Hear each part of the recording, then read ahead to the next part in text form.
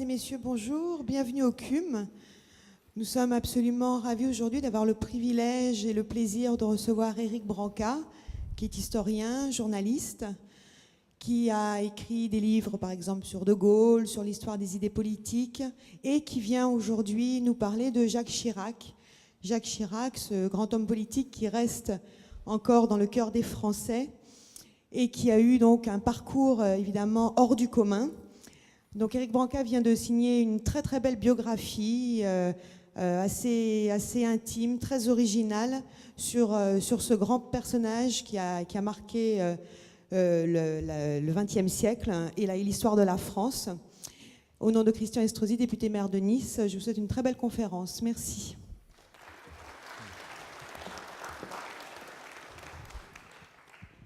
Merci Karine, bonjour mesdames et messieurs. Alors je vais tout de suite vous rassurer, en tout cas rassurer ceux qui étaient présents à la dernière conférence que j'ai faite, puisque je sais qu'il y a des habitués ici. La dernière fois que je suis venu, c'était en novembre, et c'était pour vous parler de mon précédent livre sur l'histoire des idées politiques. Et j'ai tout à fait conscience que c'était un sujet, sinon ardu, un peu difficile à animer, car il y avait peu d'anecdotes et beaucoup de concepts. Cette fois, nous allons parler de quelqu'un dont la vie est pleine d'anecdotes, dont la vie est pleine de rebondissements, dont la vie est un roman, comme disait Napoléon de la sienne. Et donc, je pense que vous sourirez de temps en temps. Nous sommes en 2015, je ne vous apprends rien. Je pense qu'en 2005, c'est-à-dire il y a 10 ans, je ne serais pas venu vous parler de Jacques Chirac, car je n'aurais sûrement pas fait le livre que j'ai fait sur Jacques Chirac, et je pense que ça aurait intéressé beaucoup moins de Français. Souvenez-vous, 2005. Il est au pouvoir depuis 10 ans. C'est l'année de ce référendum catastrophique sur la Constitution européenne, où on l'a vu, pour la première fois de sa carrière, perdre pied devant les télévisions, puisqu'il était confronté à un parterre de jeunes qui lui ont posé des questions sur l'Europe, et Jacques Chirac a défendu avec la compétence qu'on lui connaît son projet de référendum constitutionnel qui avait été écrit, je vous le rappelle, par Valéry Giscard d'Estaing, son meilleur ennemi, mais on sentait qu'il n'avait plus la foi. Et il y a eu cette phrase terrible à un jeune qui était au chômage et qui ne comprenait pas pourquoi on allait ouvrir les frontières au fameux plombier polonais. Et il a dit « mais je ne vous comprends pas, je ne vous comprends pas ». Et les Français ne comprenaient plus Jacques Chirac. Quelques semaines plus tard, il a son problème de santé, un problème grave, parce qu'il a un AVC. Et puis il baisse les bras. Il n'y en a plus à l'époque à droite que pour Nicolas Sarkozy, qui rêve de le remplacer, qui le dit partout, et quelquefois non sans quelque insolence. Et puis le mot d'ordre est au changement, à la rupture, comme on dit tout à l'heure, et Jacques Chirac est oublié. 10 ans après, force est de constater que non seulement il n'est pas oublié, mais il y a une formidable appétence sur le personnage. Alors qu'est-ce qui s'est passé en 10 ans ? C'est pour essayer d'y voir plus clair que j'ai fait ce livre et que j'ai choisi de venir vous en parler aujourd'hui. Et quand je dis une appétence, c'est un mot bien faible, parce qu'il y a même, il suffit de surfer sur Internet, une espèce de chiracomania. On vend des t-shirts à l'effigie de Chirac, les jeunes téléchargent en MP3 les phrases cultes de Chirac, certaines d'un goût particulier sur les odeurs des immigrés, d'autres télécharge son voyage à Jérusalem où il s'en prend au service d'ordre israélien qui refuse de le faire entrer dans la vieille ville. C'est devenu une espèce de héros, alors qu'il y a 10 ans, et même en 2007, quand il est remplacé par Nicolas Sarkozy, souvenez-vous, Chirac était un homme fini, et en tout cas, aucun ingrédient ne pouvait laisser penser qu'il allait devenir, si ce n'est un homme d'État, car ça je pense que tout le monde lui reconnaît cela, en tout cas un homme de l'histoire. Et bien aujourd'hui, c'est plus du tout le cas. Et quand on regarde les sondages sérieux, ceux à l'occasion desquelles on rentre dans les détails et on demande aux gens ce qu'ils pensent vraiment. Et quand on leur demande pourquoi ils aiment Chirac, pourquoi c'est l'homme préféré des Français aujourd'hui, l'homme politique préféré des Français, eh bien, ils citent une chose, et une seule, 2003, le refus d'aller se battre en Irak, aux côtés des Américains, y compris des gens qui connaissent mal la politique étrangère. Mais pour eux, je pense qu'il est devenu évident que Chirac avait eu à ce moment-là l'intuition géopolitique de ce qui allait se passer, déstabilisation générale du Moyen-Orient et de cette région, avec les drames qu'on connaît notamment s'agissant des chrétiens d'Orient. Peut-être ont-ils lu les mémoires de Chirac. Moi, je vais vous avouer une chose, je ne les ai lus qu'il y a 1 an, au moment où j'ai décidé de faire ce livre. Car je pensais que ça serait tellement langue de bois que je pouvais m'en passer. Eh bien, je les ai lus et les passages les plus passionnants sont justement les passages consacrés à cette période. Or, qu'est-ce qu'on demande à un homme d'État, finalement? Dans les périodes de basse eau politique, ce n'est pas tellement de faire des réformes, surtout qu'on voit le destin réservé aux réformes promises, bien souvent, c'est d'éviter le pire. Alors, vous me direz, ça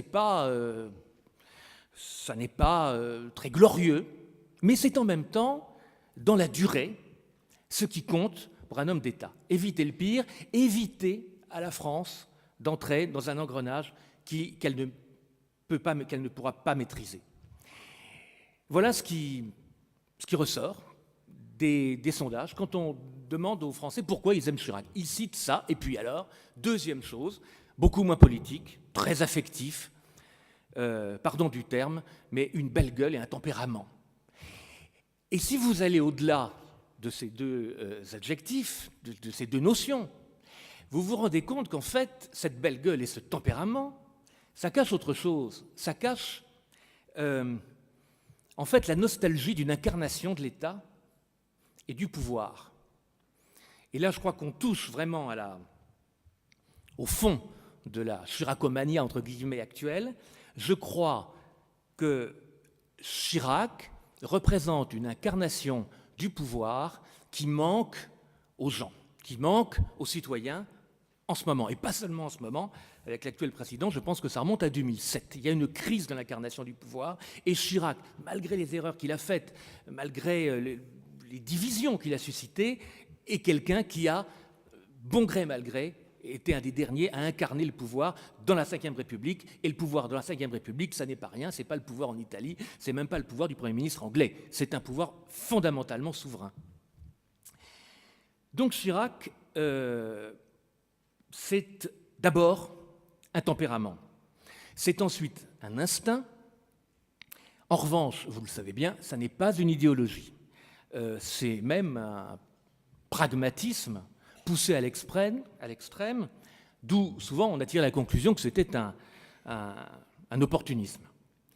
Et puis c'est surtout aussi une psychologie très complexe sur laquelle j'ai beaucoup insisté dans mon livre, soutenu par beaucoup de photos, et je m'y attarderai peut-être un peu plus que sur les autres aspects, notamment politiques, d'autant que j'imagine que dans les questions, on abordera les sujets politiques qui peuvent le concerner. Donc je disais, Chirac, c'est un tempérament. C'est un tempérament, c'est une certaine classe, une séduction, c'est incontestable. C'est une proximité familière avec les Français, mais une proximité qui n'est jamais vulgaire, et c'est une énergie. Et c'est une énergie finalement rassurante. Il a eu comme successeur un successeur extrêmement énergique qui s'appelle Nicolas Sarkozy. Mais Nicolas Sarkozy était-il rassurant? Ensuite, il a eu un successeur qui dure encore, qui s'appelle François Hollande, qui a incontestablement une certaine, j'hésite à le qualifier, une certaine inertie. Mais cette inertie n'est pas davantage rassurante. Chirac avait une énergie rassurante. Et puis une persévérance. Chirac partage avec Mitterrand, et je crois que dans l'inconscient collectif des Français, ça a beaucoup compté, le privilège de ne s'être jamais découragé. Ils ont été l'un comme l'autre 3 fois candidats à la présidence de la République, 2 fois battus, et dans des circonstances chaque fois très compliquées qui pouvaient laisser croire qu'ils ne se relèveraient jamais. Ils ont été confrontés à des scandales de toutes sortes, l'Observatoire pour Mitterrand. On avait pensé à un moment donné que Mitterrand, enfin les proches de Mitterrand pensaient qu'il pouvait attenter à ses jours dans les années 60. Bon. Quant à Chirac, les affaires financières qui l'ont poursuivi, qui je sais sont moindres en ampleur que certaines autres dont on parle aujourd'hui. Mais enfin, il a quand même été l'homme, il ne faut pas se le cacher, qui a fait rentrer l'argent dans de grandes proportions en politique. C'est incontestable, il ne faut pas se le cacher, même si on l'aime bien. Eh bien, malgré tout ça, malgré ses échecs politiques, malgré ses trahisons, les trahisons qu'a subies Chirac sont plus considérables encore que celles qu'a subies Mitterrand, parce que Mitterrand a été trahi par, on peut le dire, par Michel Rocard, mais est-on trahi par quelqu'un qui n'est pas de vos amis? Bon, non, Michel Rocard n'était pas un ami de François Mitterrand, il s'était rallié à Mitterrand, alors que Chirac a été trahi à la fois par Édouard Balladur et par Nicolas Sarkozy, qui étaient des gens extrêmement proches de lui. Donc voilà, des combats terribles dont il aurait pu ne pas se relever, mais une persévérance, et finalement, la 3e fois, il est élu, et la 4e fois, il est réélu, avec une chance, pardonnez-moi le terme, de cocu, parce que si Lionel Jospin ne s'était pas effondré, il y avait de fortes chances qu'il soit devant Le Pen, et par conséquent que Jospin fasse plus de voix que Chirac. Tous les sondages étaient unanimes sur ce plan-là. Donc, une combativité formidable, une énergie extraordinaire, beaucoup de chance, mais c'est ce qu'aiment les Français. C'est ce qu'aiment les Français.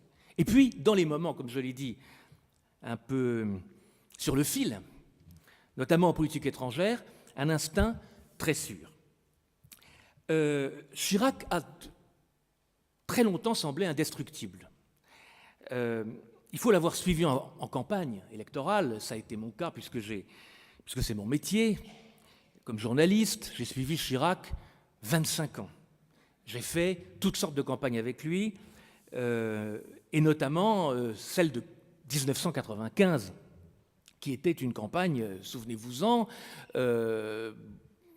pleine de drames, pleine d'amertume pour lui. Il était lâché par tout le monde. Il n'y avait plus qu'un tiers, même pas un tiers, je crois un quart du groupe parlementaire qu'il soutenait encore. Et je me souviens d'un voyage avec lui en décembre 1994, où il était à 12% dans les sondages, Édouard Balladur était à 32%. Quelques jours plus tard, Nicolas Sarkozy à la télévision et demandait à Chirac solennellement de se retirer, car, disait-il, s'il se retirait, Balladur serait élu au premier tour. Et ce jour-là,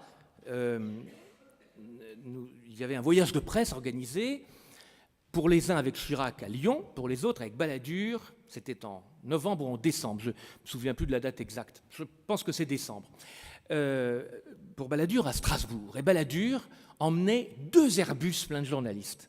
Et moi j'étais parti avec Chirac, nous étions 3 dans le TGV qui nous emmenait à Lyon. Et là où tout autre aurait été convaincu de sa défaite, Chirac nous a expliqué non seulement qu'il allait gagner, mais comment il allait gagner et comment Balladur allait s'effondrer. Je dois dire que c'était une expérience absolument fascinante. Et puis, nous avons visité Lyon, nous avons visité un centre d'handicapés. Chirac s'est isolé pour parler à une jeune fille attardée mentale. Il a pris un quart d'heure pour lui parler. Eh bien, je peux vous assurer que ça n'était pas fin. Ça n'était nullement quelque chose de médiatique, d'autant qu'il n'y avait pas de caméra. Nous étions 3 journalistes avec lui et des gens de la presse locale qui nous avaient rejoints. Mais il n'y avait pas de caméra. Chirac n'intéressait plus. Il a fait donc cette tournée avec force, bière et saucisson. Je ne sais pas comment il tenait le coup. Et le soir, grand meeting à Lyon, 6000 personnes au Palais des Congrès de Lyon. Je suis revenu persuadé qu'il allait gagner. Et il a gagné. Et Balladur au Palais des Congrès de Strasbourg en avait 700. mais 2 Airbus de journalistes. Je dois dire que ce Chirac-là m'a absolument fasciné. Bon, c'est une anecdote personnelle, mais c'est comme ça qu'on comprend le tempérament des gens. Donc Chirac, c'est un tempérament.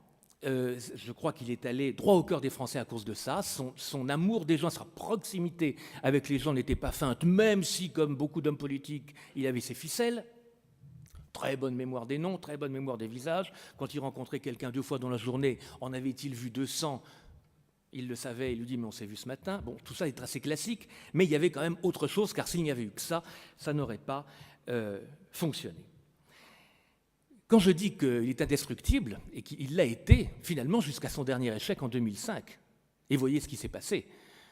2005, ce très grave AVC, et depuis 2007, une santé qui se dégrade. Il était né pour la politique, il a brillé en politique, et c'est l'homme diminué que l'on connaît aujourd'hui. C'est donc un tempérament. Deuxième chose, je vous disais, c'est un instinct. Et cet instinct est un instinct, alors lui, profondément politique. Chirac a vu juste sur beaucoup de sujets, avant tout le monde, sans pour autant le formaliser. Et ça, c'est un peu limite, et on en viendra ensuite à la partie idéologique, parce que, comme je vous le disais d'entrée, ça n'est pas un idéologue. Mais il a réellement eu, dans plusieurs circonstances, une vista. La première, elle n'est pas politique. Je la raconte dans mon livre. Ça se passe en 1954. Il est à Sciences Po. Et Chirac a toujours une grande facilité, mais il n'a jamais beaucoup travaillé. Et il choisit faire un mémoire très court, parce qu'il n'a pas le temps, il a laissé passer justement beaucoup de temps, sur la Nouvelle-Orléans. Et son père l'envoie à la Nouvelle-Orléans, dans le cadre de la Chambre de commerce franco-américaine, étudier l'économie de la Nouvelle-Orléans, et il doit remettre un mémoire. Ce mémoire est éthique, il fait 15 pages, il aurait dû en faire 30 ou 50, mais Chirac, en 1954, après avoir parlé avec les gens, avoir étudié la Nouvelle-Orléans et son organisation, prévoit ce qui va se passer en 2006, une espèce de l'achat général des barrages et l'invasion de la Nouvelle-Orléans par l'eau. Et il dit, il faut absolument changer ça, les sociétés d'économie mixte sont nulles, voilà. Et tout le monde lui dit, pourquoi parlez-vous de ça? C'est absolument inenvisageable. Et c'est arrivé. Bon, ça, c'est évidemment un point extrêmement anecdotique, mais qui montre qu'au-delà du Chirac léger, qui aime bien s'amuser, qui ne travaille pas beaucoup, il y a une vraie compréhension des problèmes. Et je dois dire que quand les barrages ont cédé en Nouvelle-Orléans, quelques survivants de cette époque s'en sont souvenus et lui ont écrit. Autre exemple, 1974. C'est ce qu'on a beaucoup appelé la trahison de Jacques Chaban-Delmas par Jacques Chirac. Comme je le disais pour Rocard et Mitterrand, on ne trahit que ses amis. Or, Chaban-Delmas n'était pas un ami de Chirac et il n'était pas un ami de Pompidou, loin de là. Et Chirac a fait le calcul sans qu'on l'aide, sans que Marie-France Garot ou Pierre Juillet, qui étaient très proches de lui à l'époque, lui tiennent la main, a fait le calcul que Chaban-Delmas serait incapable de battre Mitterrand. Et c'est lui, je connais bien le sujet, j'ai beaucoup travaillé avec des témoins de l'époque, évidemment, c'est lui, aidé par Marie-France Garot et Pierre Juillet et quelques autres, mais c'est lui qui va, les uns après les autres, expliquer aux parlementaires que s'ils ne soutiennent pas Giscard dès le premier tour, François Mitterrand est élu. Or, 1974, il ne faut pas oublier qu'on est en plein programme commun, l'Union soviétique existe encore, l'Union de la gauche de l'époque, ce n'est pas la gauche plurielle de Lionel Jospin, c'est quelque chose d'un petit peu plus dramatique. Bon. Et Chirac a vu très très bien ce qui allait se passer et a expliqué aux parlementaires les uns après les autres, calculait en main ce qui allait se passer. 1979, c'est l'appel de Cochin. Ah, l'appel de Cochin. L'appel de Cochin, on vous expliquera que c'était du nationalisme, que c'était excessif, qu'il ne fallait pas dire que Giscard était le parti de l'étranger. Sans doute était-ce tout cela. Mais quand vous reprenez les thèmes de la campagne européenne que fait le RPR à l'époque, et que défend Jacques Chirac donc en juin 1979, vous vous rendez compte que c'est très exactement les thèmes qui vont triompher en France au moment du référendum de 2005 et qui avait failli triompher à Maastricht en 1992. C'est-à-dire que les gens, il est un des premiers à décrire ce qui sera la dérive européenne, c'est-à-dire un pouvoir sans contrôle parlementaire, sans légitimité politique, en fait une administration apatride. Bon. Comme il est le premier à le dire et qu'il le dit avec des mots qui sont les siens, ça choque beaucoup. Je pense que lorsqu'il, après s'être rallié à l'Europe, par raison plus que par passion, lorsqu'il y a ce fameux débat de 2005, où il est face aux jeunes, je pense que s'il paraît un peu lointain et un peu désabusé, c'est parce qu'il doit regretter quelque part de ne plus être de l'avis de la majorité des Français. Or, il était le seul de son avis. Enfin, 16% des gens ont pensé comme lui en 1979, 55% pensaient comme lui en 2005, mais c'était contre lui parce qu'il était au pouvoir. 2003, j'en ai parlé tout à l'heure, c'est la référence qui revient très souvent. Quand vous lisez les mémoires de Chirac, je vous répète, je les ai lues pas du tout quand elles sont sorties, parce que je pensais que ça serait la langue de bois, et c'en était un peu parce qu'il ne les a pas écrites. Il les a dictées.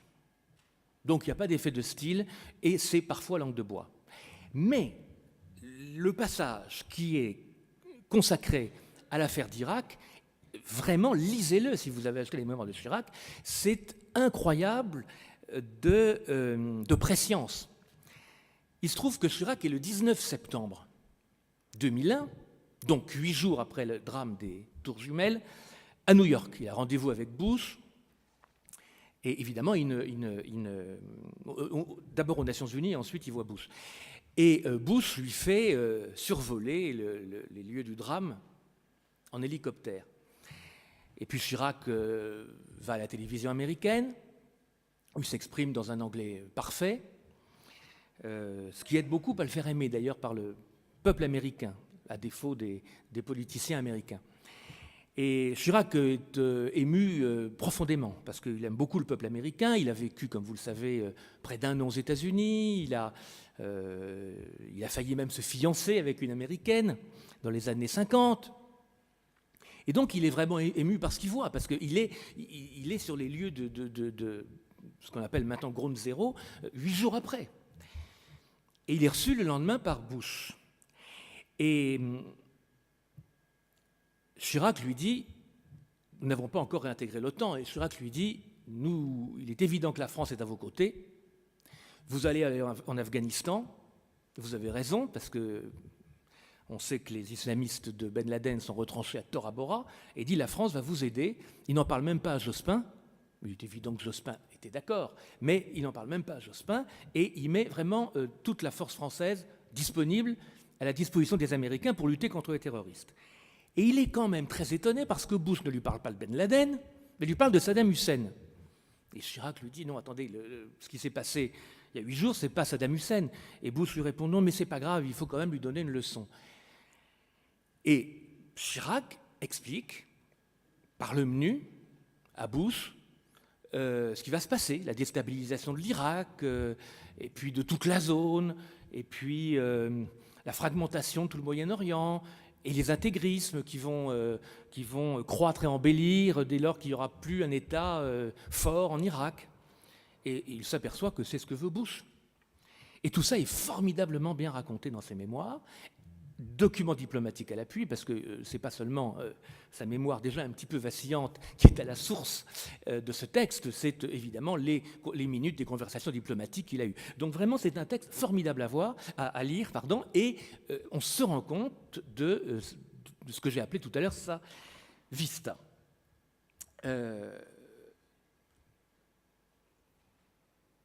Alors, je vais parler de son tempérament. Je vais parler de son instinct. Alors maintenant, l'absence d'idéologie. C'est vrai que tout ça est très contrebalancé par une absence d'idéologie. Chirac n'a jamais été un idéologue. Il a même embrassé des convictions successives. Je vous rappelle que dans les années 50, quand il est à Sciences Po, il est très ami avec Michel Rocard. Michel Rocard est beaucoup trop à droite pour lui. Ses amis, c'est le Parti communiste. Il distribue même des tracts. Ça, c'est une anecdote connue, mais il faut la lire aussi dans ses mémoires parce qu'il la raconte très drôlement. À la sortie de l'église Saint-Sulpice, des tracts pour l'appel de Stockholm. L'appel de Stockholm qui était qui était une pétition contre la bombe atomique américaine, alors que les soviétiques développaient la leur avec un grand entrain à l'époque. Donc il distribue l'appel de Stockholm, sans problème. En Algérie, il fait son service militaire, il est très proche de l'Algérie française, très très proche. On peut même dire qu'il a même dit lui-même que si il n'avait pas voulu faire carrière, il aurait peut-être penché du mauvais côté de ceux qu'on a appelés les soldats perdus.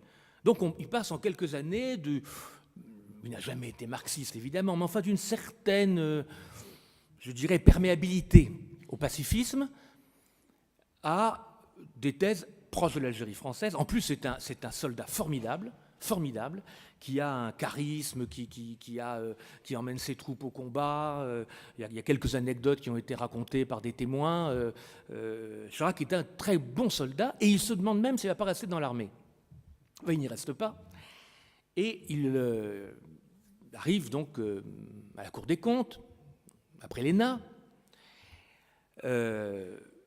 Et là, il est très gaulliste, très gaulliste, d'un gaullisme très, très orthodoxe. Puis c'est la rencontre avec Pompidou, il devient plus pompidolien gaulliste. Et en 68, il y a une anecdote assez peu connue, mais il est le seul au Conseil des ministres du 25 ou du 27 novembre, je ne sais plus, 1968, où De Gaulle choisit de ne pas dévaluer le franc. Il est le seul, au moment du tour de table final, car il n'est que secrétaire d'État, petit secrétaire d'État au budget, à voter pour, à lever le doigt et à dire « moi je suis pour une dévaluation ». Alors que tous les autres n'osent pas contredire De Gaulle. En fait, Pompidou lui a demandé. Et donc il est déjà derrière Pompidou, plus que derrière De Gaulle. Bon, 74, calcul que j'ai décrit tout à l'heure, il essaie de convertir l'UDR, dont il a pris la tête, au giscardisme. Puis il se rend compte que c'est impossible, que Giscard ne veut qu'une chose, c'est le marginaliser, et donc c'est la rupture avec lui. 81, on connaît sa tactique pour faire battre Giscard d'Estaing, et puis il devient le seul chef de l'opposition. Et là, il est très thatchérien et reaganien, très libéral. Entre-temps, j'ai oublié, création du RPR, il parle de travaillisme à la française, donc il n'est pas thatchérien, il est plutôt travailliste. Bon. Donc tout ça a beaucoup prêté à rire et a donné beaucoup de grain à moudre aux caricaturistes. Et je crois que cette plasticité intellectuelle sur les idéologies est un peu le pendant d'un instinct très sûr pour les choses très importantes. Et voilà, il n'y a pas l'unité d'un homme, ça n'existe pas. Ou son unité, ce sont ses contrastes. Et il y a chez Jacques Chirac, certainement, un mépris des idéologies et un sens très sûr des choses importantes. Donc, vous me direz, il y a des choses auxquelles il croit. Bien sûr. Qu'on ne me fasse pas dire qu'il ne croit en rien. Je crois qu'il est profondément, profondément antiraciste. Ce mot est très galvaudé maintenant. Ce qui explique d'ailleurs, à mon avis, je vais peut-être en choquer quelques-uns, une erreur psychologique fondamentale avec le Front National en 1986. En 1986, Chirac s'est persuadé que Jean-Marie Le Pen était la réincarnation d'Hitler, puisque son premier acte, quand il a été nommé Premier ministre par Chirac, Mitterrand, a été de rétablir la proportionnelle pour tuer le Front National. Beaucoup de témoins à l'époque, beaucoup de gens qui connaissaient et Le Pen et Chirac savent parfaitement qu'un accord à minima aurait été possible sans que l'un et l'autre se renient. Et que Le Pen, qui est un parlementaire, il a été un des plus jeunes parlementaires de France. C'était un homme de la 4ème République, Le Pen. Aurait vraisemblablement, se serait fondu dans le système à défaut d'y être absorbé complètement.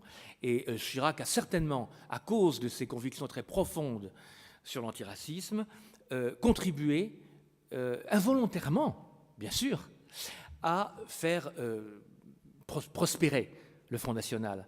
Vous comprenez, on fait une alliance avec un parti qui est sur votre droite quand on est plus fort que lui. On ne la fait pas quand c'est ce parti qui est devenu le plus fort. Et je pense que s'il y avait une alliance à faire, là, je parle un peu d'actualité, mais enfin bon, c'est mon métier.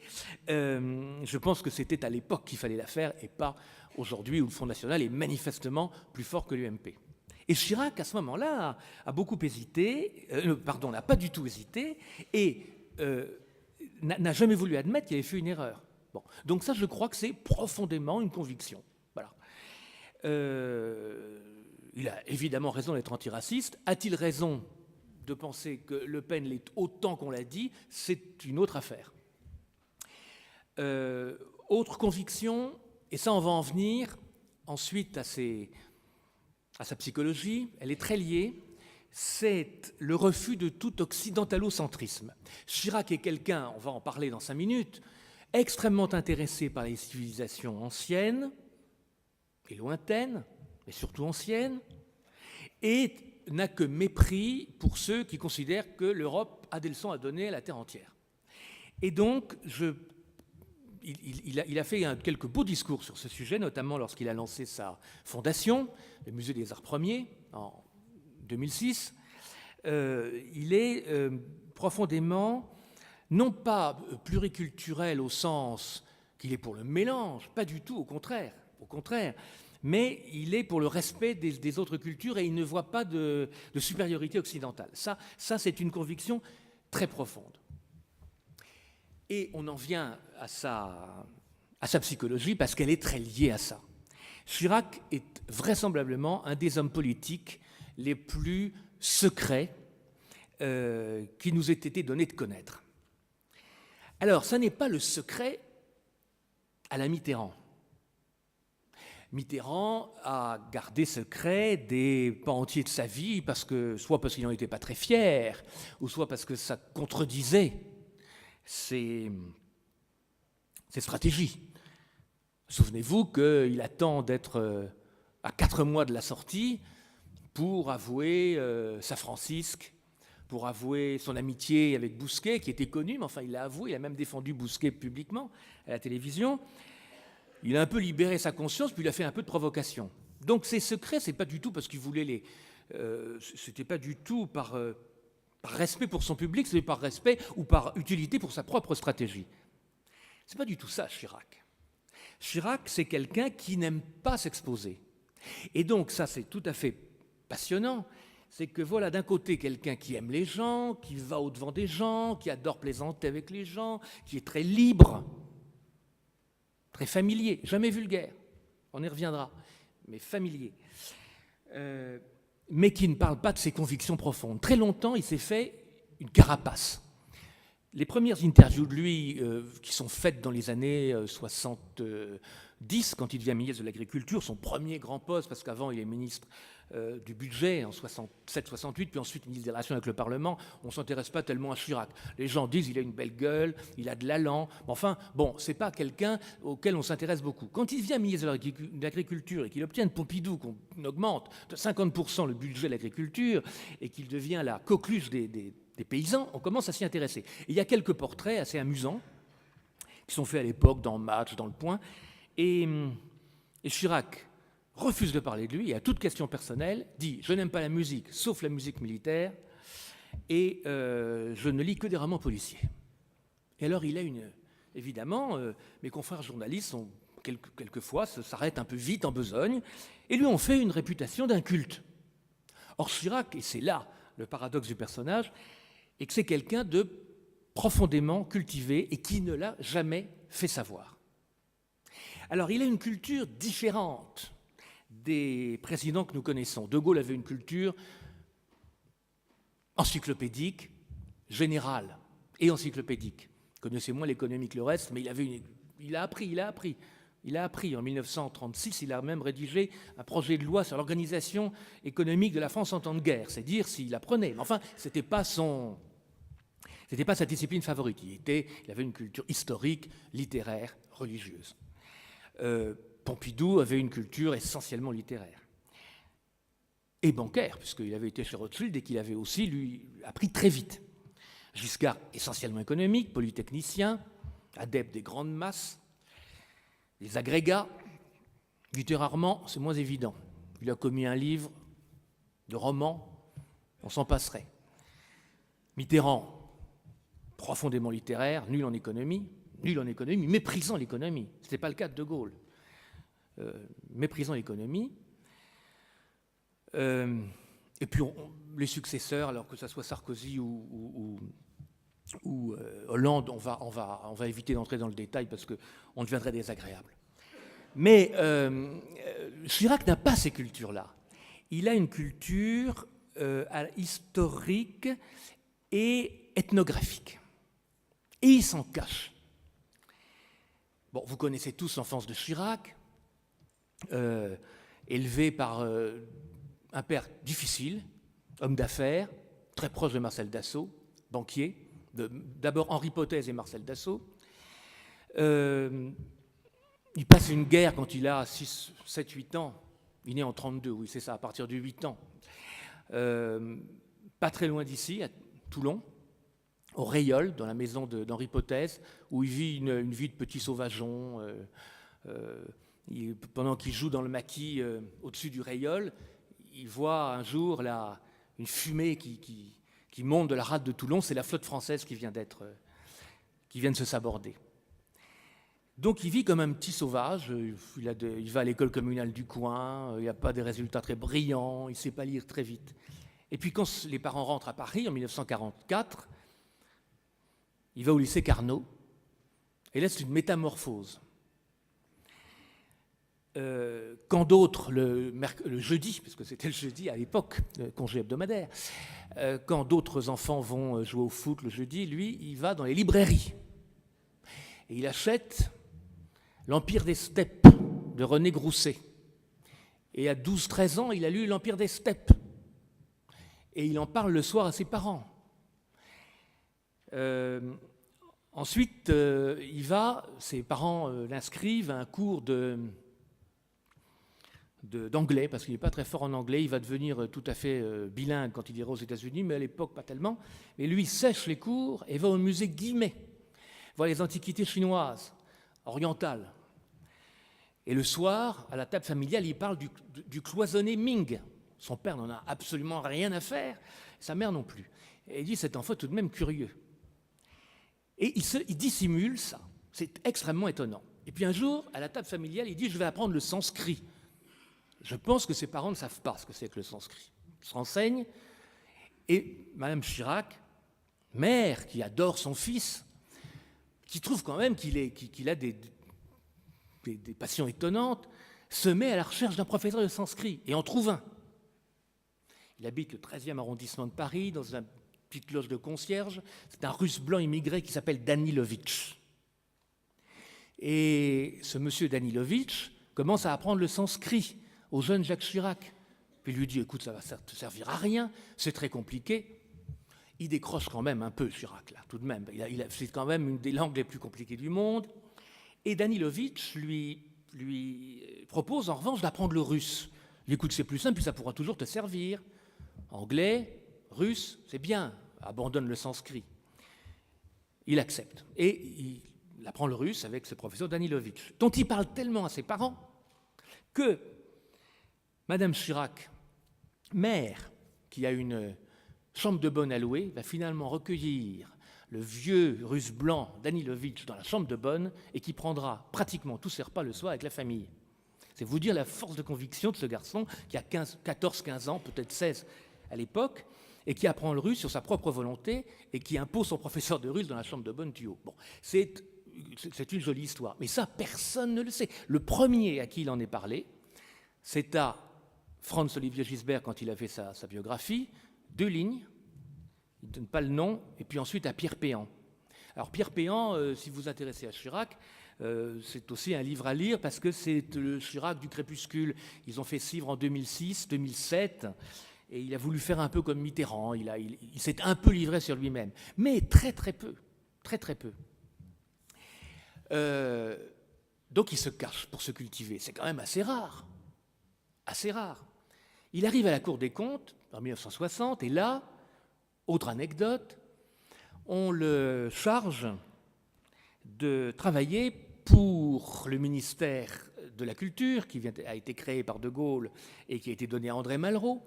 Et il travaille sur ce qui sera le grand œuvre de Malraux, c'est l'inventaire des monuments historiques.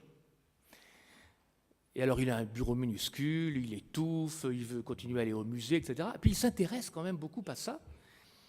Et un jour, il donne une note sur la nouvelle disposition d'une collection au Louvre. Et cette note remonte jusqu'à Malraux, qui l'invite à déjeuner. Et qui est impressionné par cet énarque, vraiment, qui est extérieurement une caricature de technocrate. Il est fasciné par ce qu'il connaît. Et jusqu'en 1969, pendant 10 ans, ils vont déjeuner chez Lasserre au moins une fois par mois. Personne ne le savait. Il ne s'en vantait pas. Vous voyez je ne vais pas citer trop de noms, mais enfin, on peut quand même. Quand Giscard d'Estaing invitait Bernard-Henri Lévy ou Jean-Paul Sartre, il a fait 1 ou 2 déjeuners intellectuels à l'Élysée, toutes les caméras étaient là et tout le monde le savait. Idem pour Nicolas Sarkozy, idem pour Mitterrand. Il voulait faire savoir qu'il rencontrait les intellectuels et qu'il partageait des choses avec eux. Chirac s'en cachait. C'est extrêmement intéressant. Donc voilà quelqu'un de charmeur, d'extraverti, en même temps de très secret. Quand il arrive à l'Élysée, en 1995, il va continuer ça. Et il va rencontrer un africaniste très connu qui s'appelle Jacques Kershach, Claude Lévi-Strauss, qui est très âgé à l'époque, Jean Mallory, qui a créé la collection Terre des Hommes, qui lui parle des Inuits. Et ils ont de longues conversations. Et il y a une anecdote extrêmement amusante que je raconte, c'est 1992, c'est le 5e centenaire de la découverte de l'Amérique. Et Chirac est maire de Paris, mais il crée un incident diplomatique avec l'Espagne, car il invite l'ambassadeur d'Espagne à déjeuner à l'hôtel de ville, et l'ambassadeur d'Espagne lui dit très diplomatiquement « Mais je ne comprends pas que la ville de Paris fasse si peu de cas du 5e centenaire de la découverte de l'Amérique, 1492, 1992, il faudrait quand même faire quelque chose. » Et là, Chirac, qui est charmant, mais qui peut être très brutal, se tourne vers l'ambassadeur, lui dit « Non seulement je ne ferai pas d'exposition, l'État fera ce qu'il veut, mais moi, en tant que ville de Paris, je n'en ferai pas. En revanche, je vais faire une exposition à la gloire des gens que les Espagnols ont exterminés. » Et 1 an après, c'est l'exposition sur les Inuits. Et là, l'ambassadeur d'Espagne s'est levé et ça a créé un petit incident diplomatique. Donc voilà, ça fait partie des secrets de Jacques Chirac dont j'ai largement parlé dans ce livre. Mais ce n'est pas tout. Il y a aussi des choses plus étranges que ça. J'ai raconté dans un livre précédent qui s'appelait L'histoire secrète de la droite, 1958-2007, parce que je m'étais arrêté à l'élection de Nicolas Sarkozy, comment en 1981, Valéry Giscard d'Estaing avait été persuadé que Jacques Chirac lui avait jeté un sort grâce à des sorciers africains. Je peux vous dire que je l'ai vérifié et revérifié et que je n'ai pas raconté ça à la légère. L'histoire est la suivante. Giscard et Chirac se séparent dans les conditions que l'on sait, en 1976. Et chaque fois que Giscard va chasser en Afrique, entre 1976 et 1981, il rencontre un guide de chasse africain qui lui dit « Vous savez, on a vu Jacques Chirac, là, il connaît le sorcier Intel, etc. » Alors ça l'étonne quand même beaucoup. Et est-ce qu'il s'auto-persuade? Est-ce que de mauvaises langues qui veulent absolument le séparer de Jacques Chirac ou faire en sorte que leur relation s'aggrave, inventent cette histoire? C'est possible. Mais on le persuade à ce moment-là d'acheter à un sorcier africain une amulette pour se protéger de Jacques Chirac. Arrive 1981 et la campagne présidentielle. Et là, c'est vrai que Giscard n'a pas de chance. Non seulement sa campagne ne démarre pas, mais elle est émaillée d'incidents qui ont été racontés par Bernard Rideau, qui est mort l'année dernière, qui est un personnage formidable, qui était le conseiller sondage de Giscard et qui ne le quittait pas à ce moment-là. Et il raconte, dans un livre qui s'appelle « La fiancée chauve », comment, alors évidemment, il n'était pas au courant de tout ça, mais il dit que Giscard pensait être poursuivi par une malédiction. Il prend une caravelle pour aller à Ajaccio, la foudre tombe, c'est très rare, sur l'appareil, ils doivent se poser en urgence. Il débarque à Paris, alerte à la bombe, on perd la valise avec le code nucléaire. On la retrouve, enfin, bon. Et ainsi de suite. Et Giscard est persuadé, à ce moment-là, il le dit à quelques proches, pas en 81, il le dira après, que Chirac n'est pas pour rien. Alors ça faisait beaucoup rire Chirac quand on lui en parlait. Mais voilà, tout ça pour vous dire qu'il y a chez les hommes politiques les plus rompus, quelquefois les plus conformistes, parce que Dieu, comme Chirac, pouvait être ennuyeux quand il récitait ses fiches, eh bien des aspects absolument qu'on ne soupçonne pas, et je pense que ça donne beaucoup de profondeur aux personnages que de les révéler, ou en tout cas que de les mettre en relief. Voilà ce que j'ai essayé de faire dans ce livre, au-delà de la politique, évidemment, qui est omniprésent, puisque Chirac n'a vécu que pour la politique. Quand je parle de son secret, j'ai évidemment parlé du secret de sa culture, qu'il gardait vraiment très, très précieusement au fond de lui, mais aussi de ses secrets familiaux.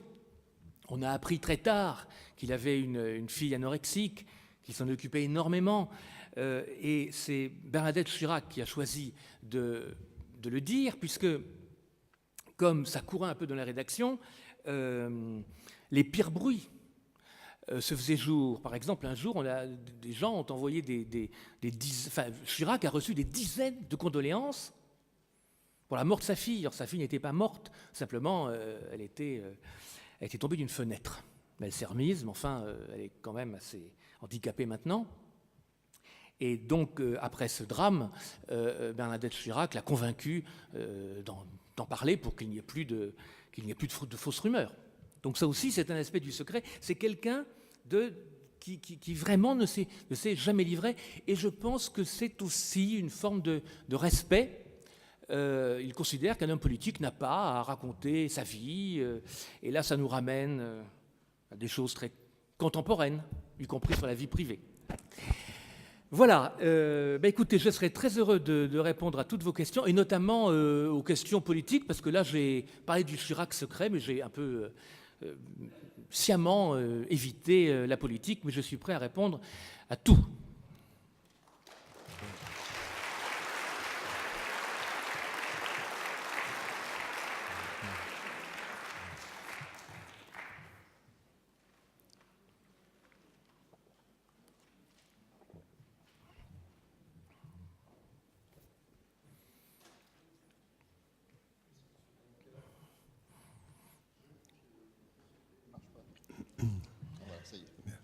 Merci, M. Branca, pour cette conférence. L'aspect politique, justement. Alors, Chirac a donné l'impression de A à Z qu'il était plutôt centre-droit, sur la droite, mais en fait, bon, il distribuait l'humanité, l'appel de Stockholm, et ensuite, donc, il a cohabité, il était à l'origine de la chute de Giscard, il a cohabité Premier ministre avec François Mitterrand, une fois élu président en 1995, sur une plateforme centre-droite, comme par nostalgie de la gauche, en tout cas de François Mitterrand, par lequel il est une sorte de fascination. Il dissout l'Assemblée pour gouverner avec Lionel Jospin. Et pour aller vite, en 2002, un raz-de-marée électoral à 82,5% pour pour éviter la venue de Le Pen, n'est-ce pas? Est-ce que finalement, dans le fond, Chirac était plutôt de gauche? Certains, où je suis très souvent dans la Drôme, il y en a beaucoup, disaient Ratsos, c'est-à-dire radical socialiste. Qu'est-ce que vous en pensez? Votre intuition politique. À 100% d'accord. À 100% d'accord sur le radical socialiste et surtout sur le tempérament radical socialiste. Quelqu'un que vous connaissez bien, qui vient souvent ici, vous en parlerez mieux que moi, c'est Denis Tillinac. Vous ne pouvez pas vivre et faire votre carrière politique en Corrèze sans être marqué par le radicalisme. Son parrain était Charles Spinasse. Alors Charles Spinasse est un peu spécial parce que Charles Spinasse était radical socialiste, mais il avait voté des pleins pouvoirs à Vichy. Et donc il avait mauvaise presse. Donc Chirac a eu le parrainage de Spinasse quand il s'est installé en Corrèze en 1965. Et Spinasse était en rupture de banc avec le parti radical socialiste, mais il a beaucoup aidé. Et il est certain que c'était un peu son fonds de commerce. Je crois qu'il a admiré le général de Gaulle sur les grandes lignes, incontestablement, et Pompidou, bien sûr, mais je pense que c'est quelqu'un, vous savez, le maître mot du radicalisme dans les années 30, c'était pas le consensus, c'est venu après, c'était la solidarité. Alain, c'était un penseur de la solidarité. Et Chirac croyait beaucoup à ça. Et c'est pour ça, d'ailleurs, c'est certainement ce qui l'a empêché de faire des réformes qu'il fallait faire à temps, parce qu'il pensait qu'elles seraient dangereuses pour la solidarité nationale. Alors, il faut quand même lui rendre cette justice qu'il a essayé en 1995 avec la sécurité sociale et que les Français sont descendus dans la rue et que ça a donné l'échec que l'on sait de 1997. Sans doute aurait-il pu le faire après. Et ça a été insuffisant. Mais je pense que vous avez complètement raison. Alors, sur 2002, ne lui jetons pas entièrement la pierre. Là, on est en plein 2002, c'est ce qui se passe aujourd'hui, c'est le psychodrame autour du Front républicain. La France entière dans la rue, la France entière, la gauche entière, entraînant les jeunes derrière elle, expliquant que le diable est à nos portes. Le Pen a fait 17,9%. Au premier tour, il a fait 18,3% au deuxième, c'est-à-dire qu'il a récupéré tout juste ses voix et celles de Maigret. Bon. Mais il y a eu à ce moment-là une forte pression à l'intérieur du RPR, enfin de ce qui allait devenir l'UMP, de ce qui est devenu l'UMP, pour que Chirac fasse un gouvernement d'union nationale. Et beaucoup de gens pensaient qu'il le ferait. Et il ne l'a pas fait, et à mon avis, il a eu raison. Et il ne l'a pas fait pour une simple raison, c'est qu'il considérait que ça donnerait raison à Le Pen, dont la thèse, qui revient avec force aujourd'hui, et que UMP et PS, c'est la même chose. Et donc, il n'a pas donné ce prétexte-là au Front National.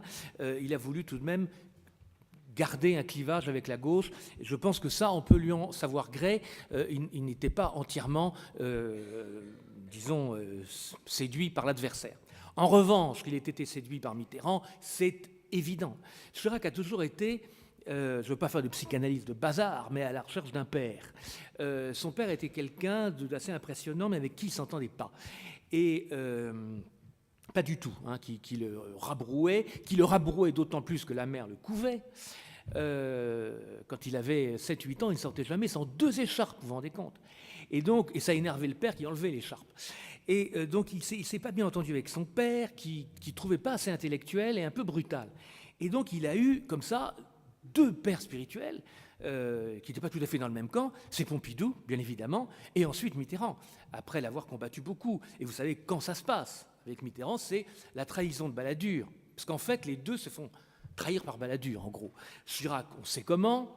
Balladur le convainc d'accepter la cohabitation, le convainc de ne pas être candidat en lui disant de ne pas être candidat à Matignon, en lui disant « c'est moi qui irai à Matignon afin que vous soyez intact pour la présidentielle de 95 », et puis finalement il y va et il essaie de le démolir en vol.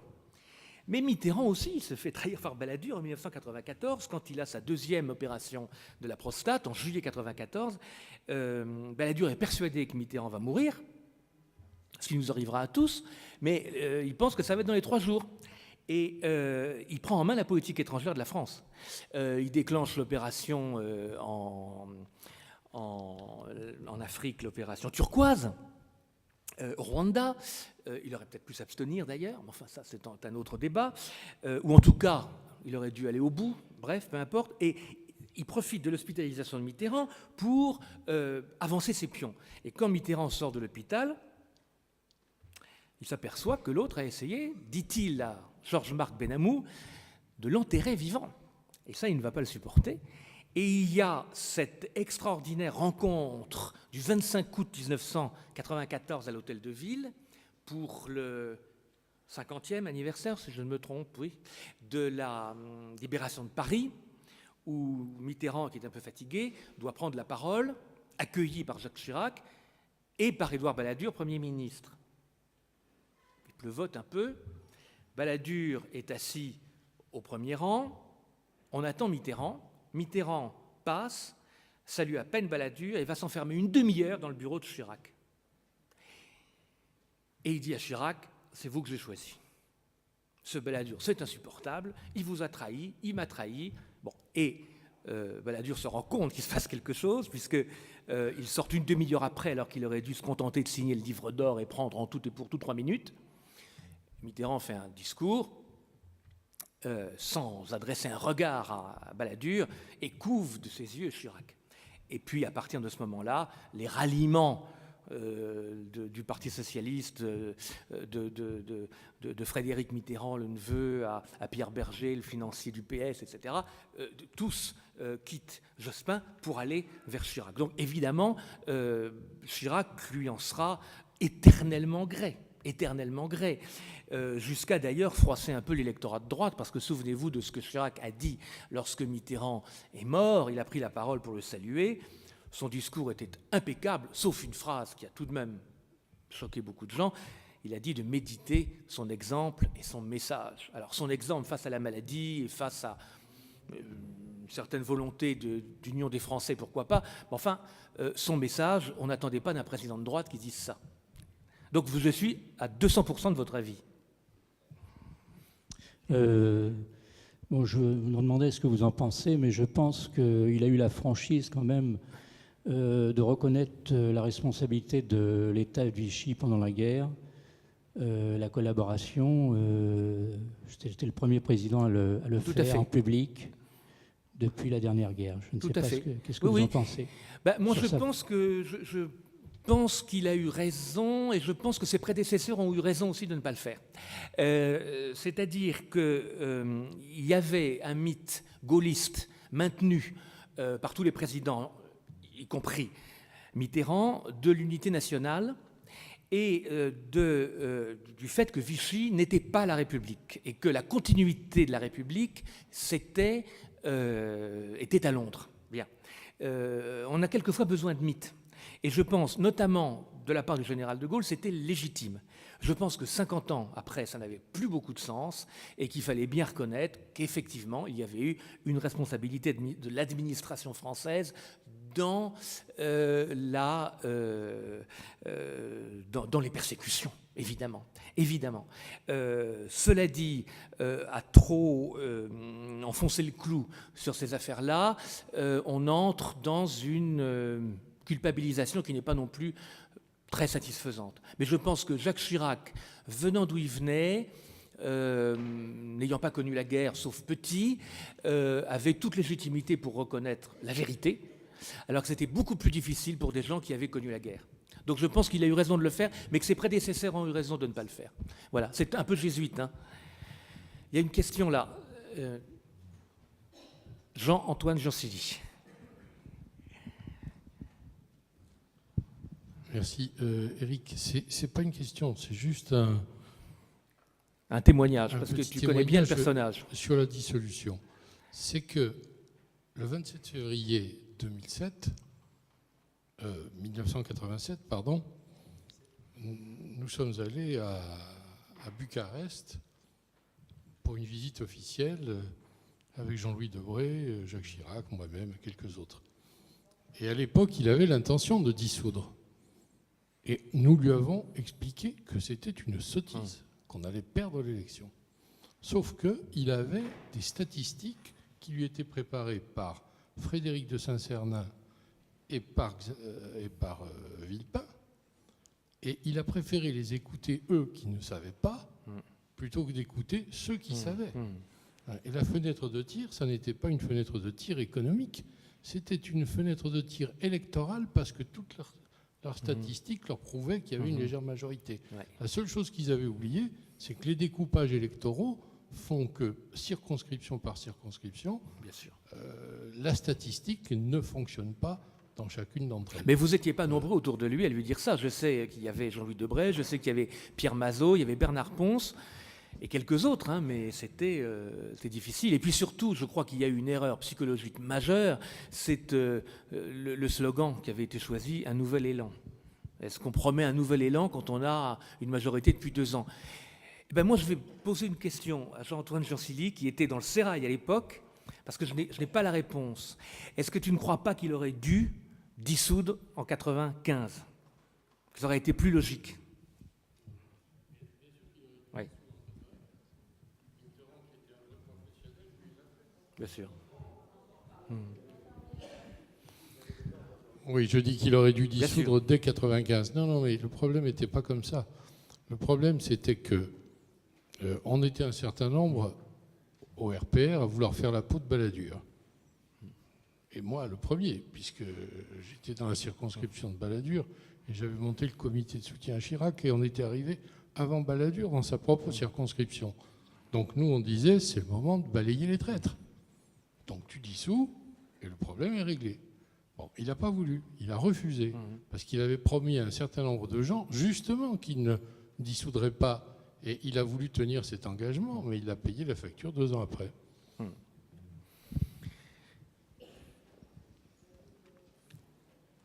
Pas d'autres questions?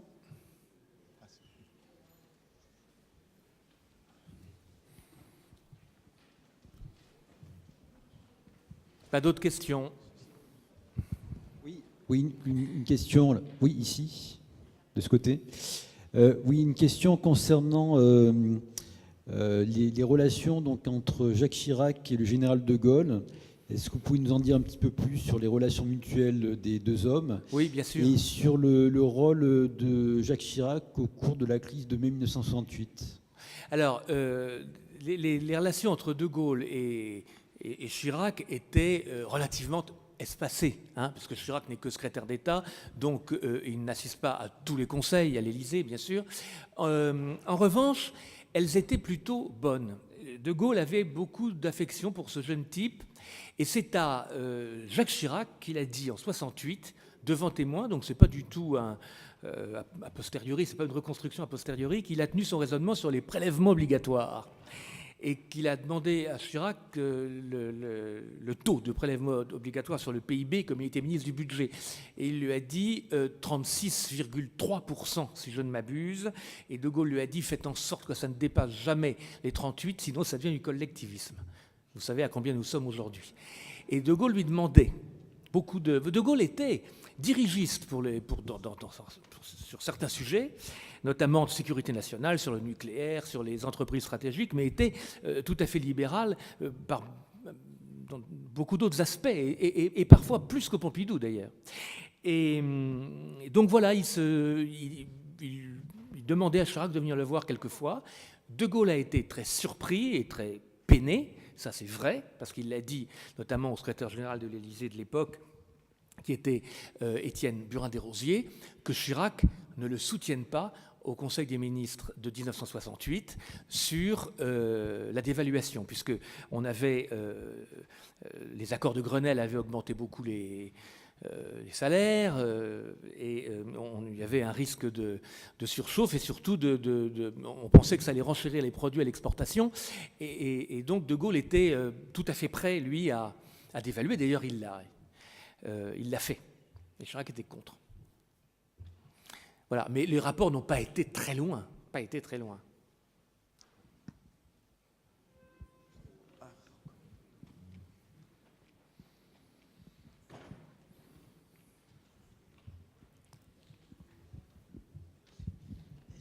Est-ce vrai que Séguy et Chirac avaient négocié ensemble en mai 68 ?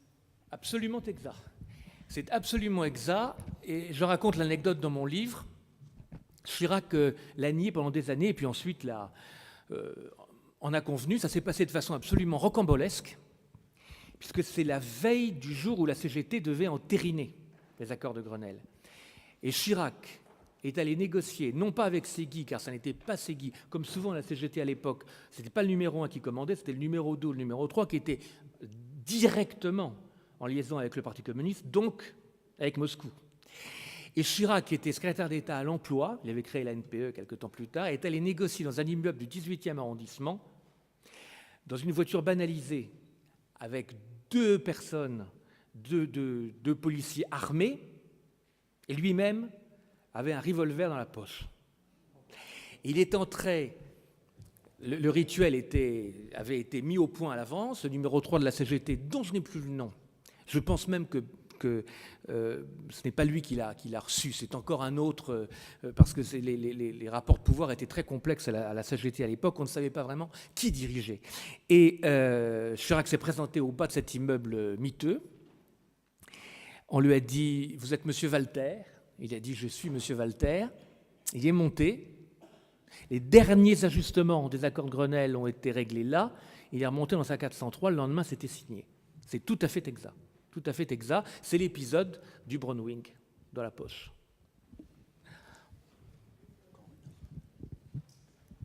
Dans l'excellent résumé qui nous est distribué à l'entrée, on parle du visible et de l'invisible. Est-ce que donc Chirac croyait en lui, il croyait en la France, est-ce qu'il croyait en Dieu, à votre avis ? Oui, tout à fait. Chirac est tout à fait... il n'a jamais parlé de ces questions-là, mais je sais qu'il est... c'est aller au-delà que d'accompagner Bernadette à la messe, quoi. Je pense qu'il est réellement catholique, avec c'est vrai, une ouverture sur les autres religions, et peut-être qu'en vieillissant, il devient un peu syncrétiste. Bon, ça c'est possible. Mais oui, c'est quelqu'un qui est tout à fait intéressé par les affaires de transcendance, mais comme il est très discret, il en parle rarement. Ça se voit dans ses sujets de préoccupation, mais il en parle pas, quoi. Mais ça, je crois que oui. Je crois qu'on peut dire je crois qu'il croit en Dieu, oui. Oui, peut-être là encore une question, si vous permettez. À un moment donné, Chirac va en Afrique du Sud et dit, à propos des histoires de la planète, le torchon brûle.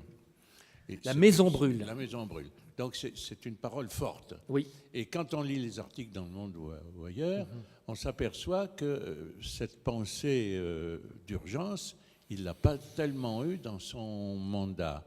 Qu'est-ce qui fait que Chirac n'était pas préoccupé par ces questions d'environnement qui maintenant très bonne question. Deviennent capitales, si on peut dire. Merci. C'était son côté pompidolien. C'était quelqu'un qui était d'abord attaché à l'expansion, à la production, à la productivité, etc. Et c'est sur le tard, parce que c'est à Johannesburg, si je me trompe, en 2002 qu'il a dit ça, c'est sur le tard qu'il s'est laissé influencer, et ça a donné cette chose à laquelle monsieur faisait allusion tout à l'heure, la charte de l'environnement, qui, alors ça c'est tout à fait personnel, me semble être quelque chose plus proche d'un handicap que d'un avantage. Bref, cela dit, les questions de l'environnement sont importantes. Je pense qu'il s'y est converti, sincèrement, sur le tard, et d'une manière qui n'était peut-être pas la plus adéquate. Voilà. Mais c'était tardif. Je crois qu'avant cela, Chirac était un productiviste farouche. farouche. Quand il était ministre de l'Agriculture, voilà, il fallait que ça produise. Il disait, comme d'autres, hein, comme Michel Debré, comme Pompidou même, que la France pouvait nourrir 100 millions d'habitants et pouvait exporter et nourrir le tiers-monde. Donc c'était vraiment un productiviste. C'est pas un adepte de la décroissance, Chirac. Voilà. Même si sur le tard, il s'y est mis un peu. Mais voilà. Voilà, merci. Merci à vous.